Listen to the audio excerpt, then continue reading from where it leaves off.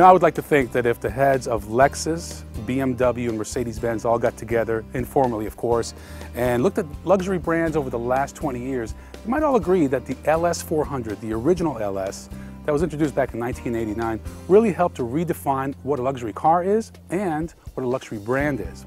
You know, ever since the LS400 came on the scene, Lexus really focused on customer service, dependability, and poshness, three things that luxury cars were not being focused on prior to that.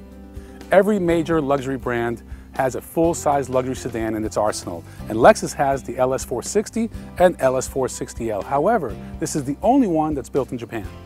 Lexus built its reputation in America with the LS, and it all started with the dealerships. They were the first ones to really take care of customers, serve espresso, and provide loaner cars. They also offered high resale value and unmatched dependability from the European competitors. You know, Mercedes-Benz completely dropped its short wheelbase S-Class, only offering a long wheelbase. We're sitting in a long wheelbase LS460 right now, and as you can see, tons of room, tons of comfort. This is what a full-size luxury sedan should be all about, and I highly recommend that you go for the L if you could spring for the extra bucks.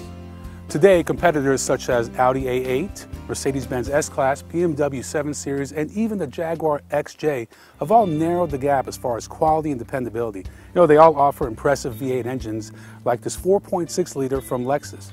It features 380 horsepower and is mated to an 8-speed automatic. All of the vehicles in this segment are relatively big and heavy, and none of them are known as gas misers. However, the LS460 is leading the way with 16 miles per gallon in the city and 24 on the highway. That's all thanks to a very impressive engine that increases torque at low speeds and increases horsepower at higher speeds. The LS starts at an affordable $68,000 for a short wheelbase model and tops out at $102,000 for an LS460L or long wheelbase when configured with the most expensive of the 4 optional packages as well as all-wheel drive.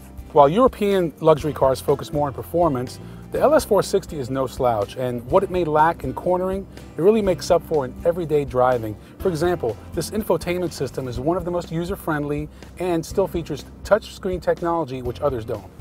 One of the distinctions between the European counterparts and the LS460 is the sophistication of the interior.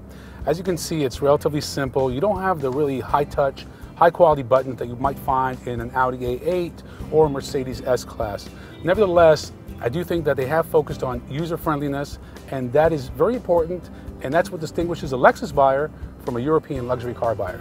I'll be honest, being the enthusiast that I am, I would probably buy one of the 4 European luxury sedans I mentioned. However, if I was like most of you, a sensible car buyer who was looking for decent performance, as well as good luxury, but more important, a great dealer experience, and of course a drama-free ownership experience, I would definitely buy the LS460. I would get the long wheelbase with a relatively entry-level package that includes the 19-speaker Mark Levinson sound system. It's truly amazing, and I'm told it would cost you $30,000 to make the same sound available in your house.